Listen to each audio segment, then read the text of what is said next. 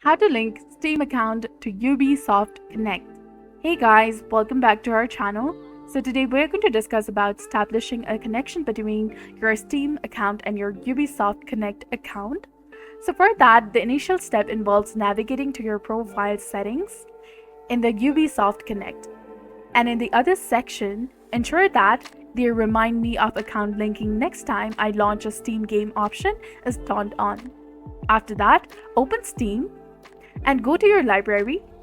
Find the Ubisoft game that you want to play and make sure that it's installed. Now click on play and you should see an option to link your account with Ubisoft Connect. Follow the prompts to successfully connect your Steam account with Ubisoft account.